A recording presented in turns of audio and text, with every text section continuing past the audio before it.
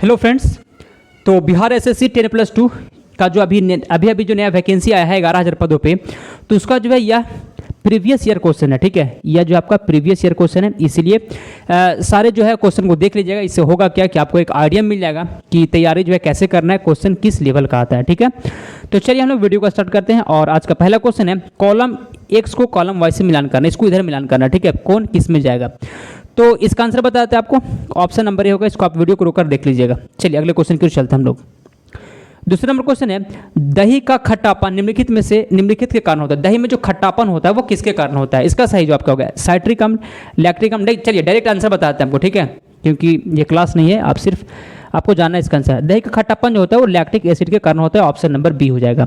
Next question है decibel का प्रयोग जो होता है वो क्या मापने के लिए होता है? डेसिबल का प्रयोग, तो फ्रेंड डेसिबल का जो प्रयोग होता है वो ध्वनि की तीव्रता मापने के लिए होता है। ऑप्शन नंबर सी इसका सही जवाब हो जाएगा।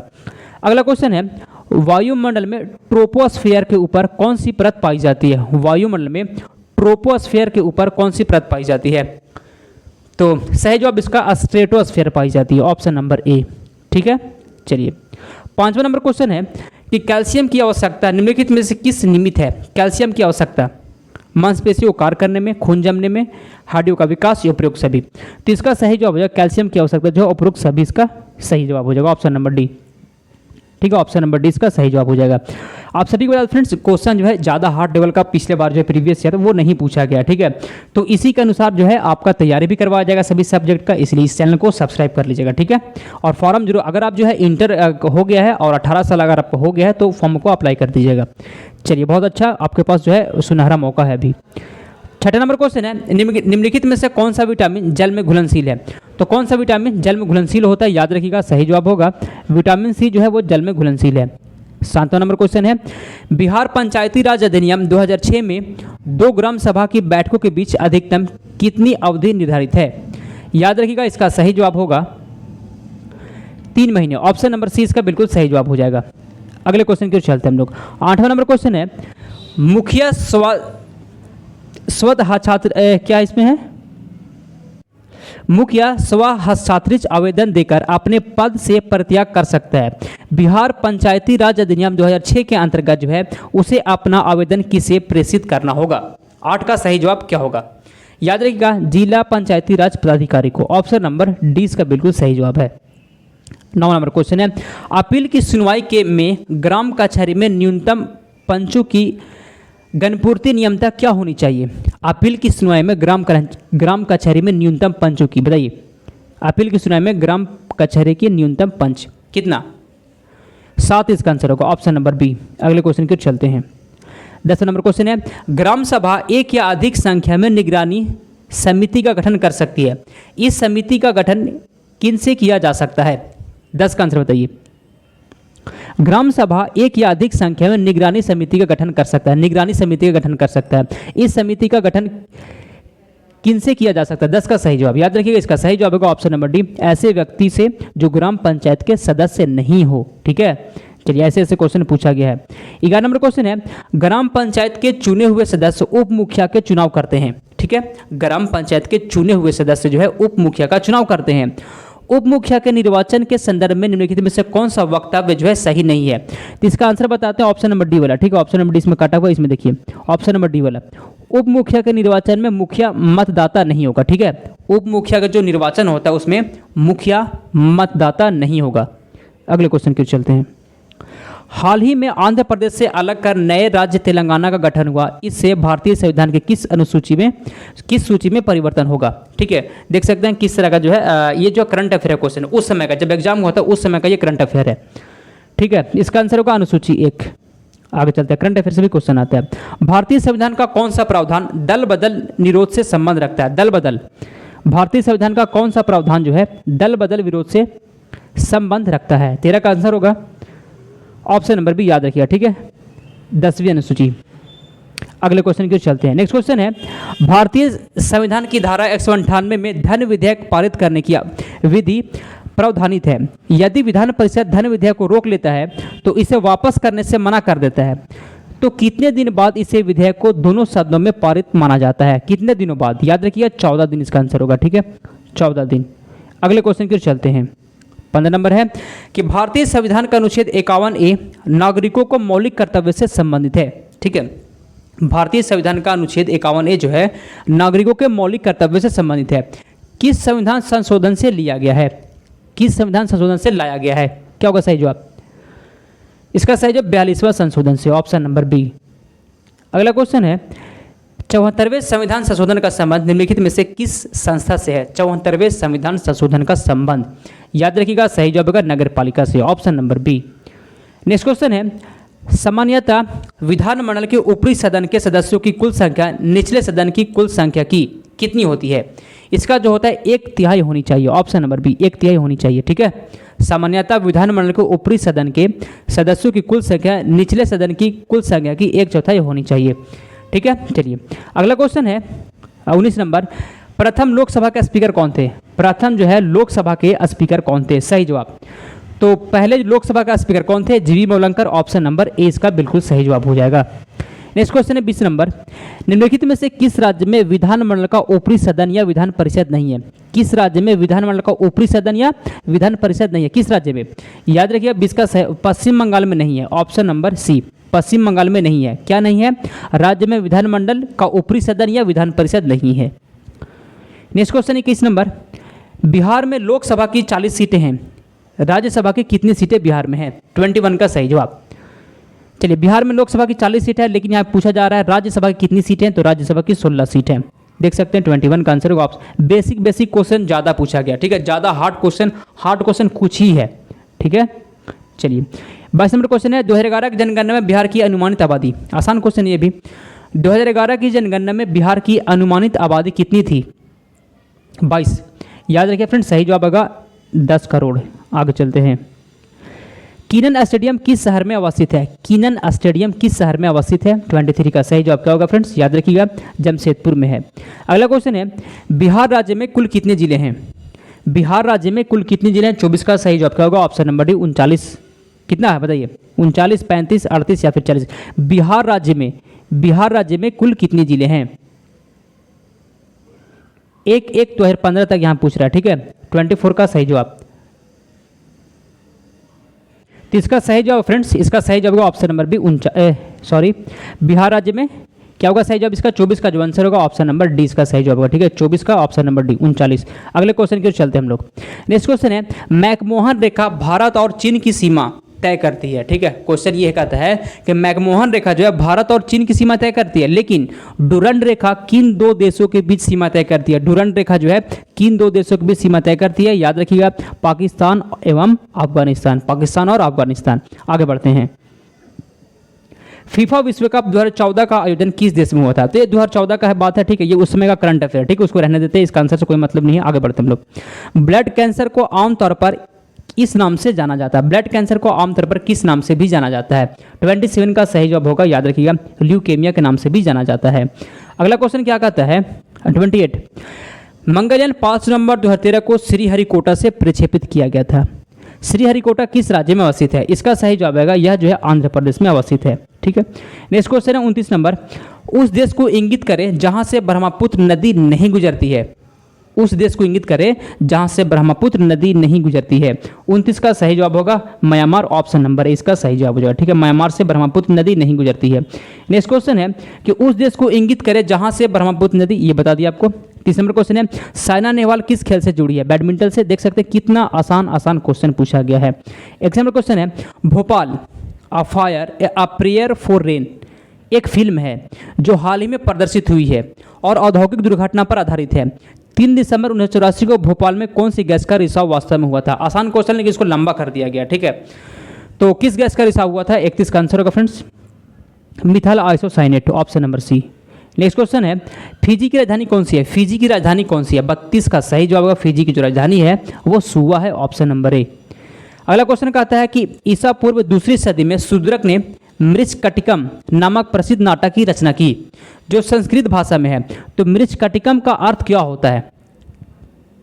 तो इसका जो आंसर होगा मिट्टी की छोटी गाड़ी होता है। ठीक है, ऑप्शन नंबर बी। अगला क्वेश्चन है कि कुचिपुड़ी किस प्रदेश का लोक नृत्य है? कुचिपुड़ी जो है किस प्रदेश का लोक नृत्य है? सही जवाब होगा 34 का। कुचिपुड़ी जो है वो कहाँ का है? आंध्र प्रदेश का है। नेक्स्ट क्वेश्चन है 35 नंबर कि निम्नलिखित पुस्तकों में से कौन सी पुस्तक मुंशी प्रेमचंद द्वारा लिखित नहीं है। ठीक है, मुंशी प्रेमचंद द्वारा लिखित नहीं पूछ रहा है यहाँ पे। ठीक है, तो कौन सा नहीं है 35 का जो आंसर है फ्रेंड्स ऑप्शन नंबर सी हो जाएगा। ठीक है, गोरा, ऑप्शन नंबर सी। चलिए अगला क्वेश्चन क्या कहता है 36 नंबर, वर्ष 2013 के लिए भारत रत्न पुरस्कार निम्नलिखित में से किसे मिला है, किन्हें मिला है वर्ष 2013 के लिए भारत रत्न का पुरस्कार। उस समय का क्वेश्चन है। ठीक है, उस समय जब एग्जाम हुआ था तो उस समय क्वेश्चन है, ये देख सकते हैं करंट अफेयर कैसा कैसा पूछा जाता है। ठीक है, समझ में आ रहा है। 36 का आंसर का option number C, S R. Tendulkar और प्रोफेसर सी.एन. राव को। अगले क्वेश्चन की ओर चलते हैं। दिनार किस देश की मुद्रा है, दिनार जो है वो इराक की मुद्रा है, ऑप्शन नंबर सी होगा, दिनार जो है इराक की मुद्रा। अगला क्वेश्चन है, चलिए 38 नंबर क्वेश्चन है, ग्रेबियल गार्सिया मार्केज की मृत्यु 17/4/2014 को हुई, वे कौन थे।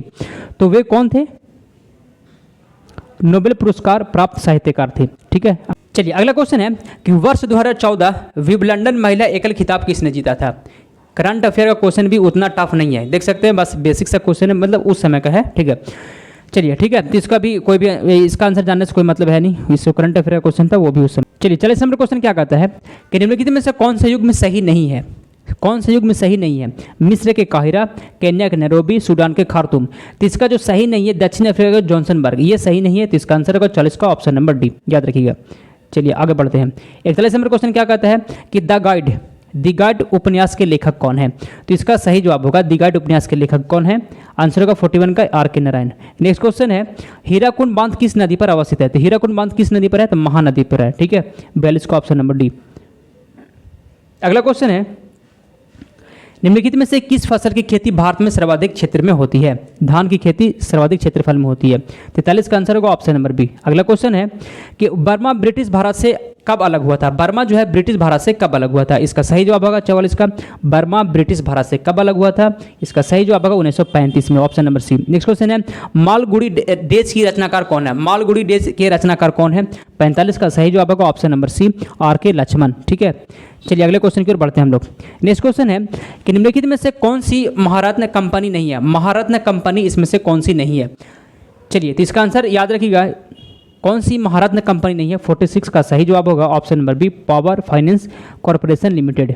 ठीक है, आपको डायरेक्ट आंसर इसलिए बता दे रहे हैं, बस आप देख लीजिए कि क्वेश्चन जो है किस लेवल का पूछता है। ठीक है, इसलिए आपको सारा ऑप्शन नहीं पढ़ रहा है, सिर्फ क्वेश्चन और आंसर पढ़ेंगे ताकि वीडियो भी लंबा ना हो और आप सभी क्वेश्चन देख भी सकें। ब्रह्मपुत्र डेल्टा क्षेत्र का वन निम्नलिखित में से किस नाम से जाना जाता है। गंगा ब्रह्मपुत्र डेल्टा क्षेत्र, गंगा ब्रह्मपुत्र डेल्टा क्षेत्र का वन निम्नलिखित में से किस नाम से जाना जाता है। तो 47 का सही जवाब होगा ऑप्शन नंबर डी, सुंदरवन के नाम से जाना जाता है, ऑप्शन नंबर डी वाला होगा। ठीक है, चलिए अगला क्वेश्चन है, कालिदास सम्मान पुरस्कार प्रारंभ किया गया था। कालिदास सम्मान पुरस्कार प्रारंभ किया था, बताइए किस राज्य के द्वारा। इसका सही जवाब 48 का, मध्य प्रदेश सरकार द्वारा। ठीक है, चलिए 49 नंबर क्वेश्चन है, भारत अंतर्राष्ट्रीय फिल्म समारोह 20 से 30 नवंबर 2014 के बीच कहाँ आयोजित किया गया था। 2014 की बात हो रही है यहाँ पे। ठीक है, तो भारतीय राष्ट्रीय फिल्म समारोह जो है वह गोवा में आयोजित किया गया था, 14 का ऑप्शन नंबर डी। अगला क्वेश्चन है, पंचतंत्र के रचनाकार कौन है। पंचतंत्र के रचनाकार कौन है, 50 का आंसर विष्णु शर्मा है पंचतंत्र के रचनाकार। अगला क्वेश्चन है कि भारतीय राष्ट्रीय कांग्रेस की प्रथम महिला अध्यक्ष कौन थी। एनी बेसेंट थी। ठीक है, उतना टफ क्वेश्चन तो है नहीं। तो भारतीय राष्ट्रीय कांग्रेस की प्रथम महिला कौन थी, महिला अध्यक्ष कौन थी, 51 का आंसर होगा। चलिए ठीक है, अगला क्वेश्चन है, पटना उच्च न्यायालय की स्थापना कब हुई थी। तो पटना उच्च न्यायालय की स्थापना 52 का आंसर होगा फ्रेंड्स, 1916 ईस्वी में हुई थी। अगले क्वेश्चन की ओर चलते हैं और अगला क्वेश्चन है, सर्वेंट ऑफ इंडिया सोसाइटी की स्थापना किसने की थी। सर्वेंट ऑफ इंडिया सोसाइटी की स्थापना किसने की थी, 53 का सही जवाब होगा option number A, Gopal Krishna Gokhale ने। ठीक है, 53 का ऑप्शन नंबर ए। अगला क्वेश्चन कहता है कि भारत का अनुमानित रक्षा दर है, रक्षा खर्च है, भारत का अनुमानित रक्षा खर्च कितना है।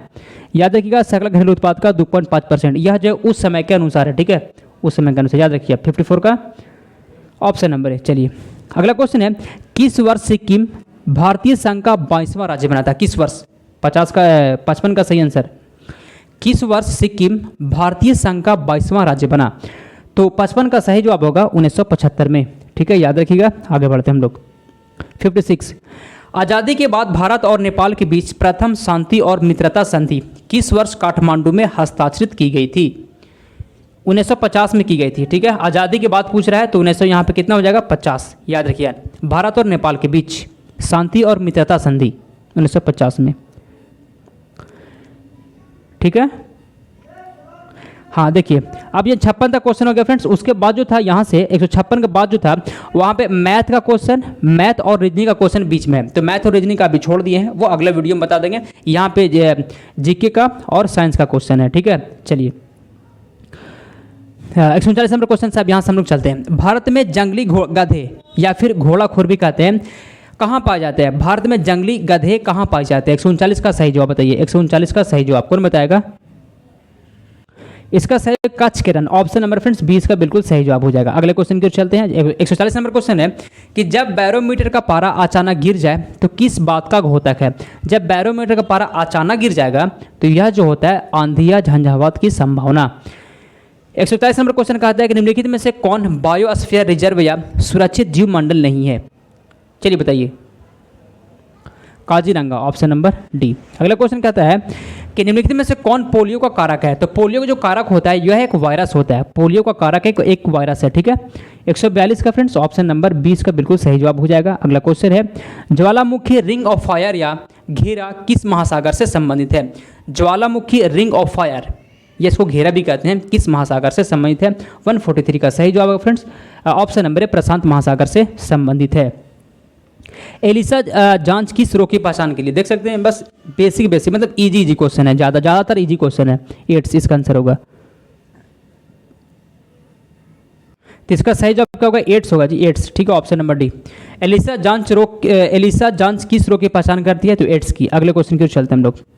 145 तीन तत्व जिनका उपयोग रासायनिक उर्वरक में सर्वाधिक होता है। 3 तत्व जिनका उपयोग रासायनिक उर्वरक में सर्वाधिक होता है, क्या बताइए? 145 का option number C nitrogen, phosphorus एवं सोडियम हो जाएगा। अगला क्वेश्चन कहता है कि सबसे अधिक प्याज उत्पादन करने वाला राज्य, सबसे ज़्यादा प्याज जो है उत्पादन करने वाला राज्य है महाराष्ट्र, ऑप्शन नंबर सी। ठीक है, याद रखिएगा। अगले क्वेश्चन की ओर बढ़ते हैं हम लोग।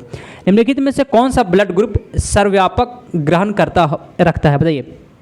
सर्वव्यापक ग्रहणता रखता है। 147 का आंसर होगा ए बी। ठीक है, ए बी याद रखिएगा। अगला क्वेश्चन कहता है कि निम्नलिखित में से कौन सा खाद्य स्रोत लोहे का सर्वोत्तम स्रोत है? कौन सा खाद्य स्रोत जो है लोहे का सर्वोत्तम स्रोत है? तो 148 का आंसर होगा ऑप्शन नंबर ए, सेब इसका सही जवाब हो जाएगा। नेक्स्ट क्वेश्चन है एक लोहे की गेंद पारद या मरकरी से भरी बाल्टी में गिराई जाती है तो यह जो है पारे या पारद की सतह पर तैरेगी। ठीक है, एक लोहे की गेंद पारद या मरकरी से भरी बाल्टी में गिराई जाती है तो यह पारे की सतह पर जो तैरेगी। ठीक है, चलिए लास्ट क्वेश्चन है कि 20 हटर से 20,000 हटर जब बराबरता की ध्वनि निम्नलिखित में से क्या है? तो यह जो है ऑप्शन नंबर डी श्रव्य ऑडिबल ध्वनि है। ठीक है, तो फ्रेंड्स कंप्लीट हो गया आपका। चैनल को सब्सक्राइब कर लीजिएगा और सारा तैयारी जो है सारा सब्जेक्ट तैयारी इस चैनल पे करवाया जाएगा। ठीक है, चलिए समाप्त करते हैं। Thank you.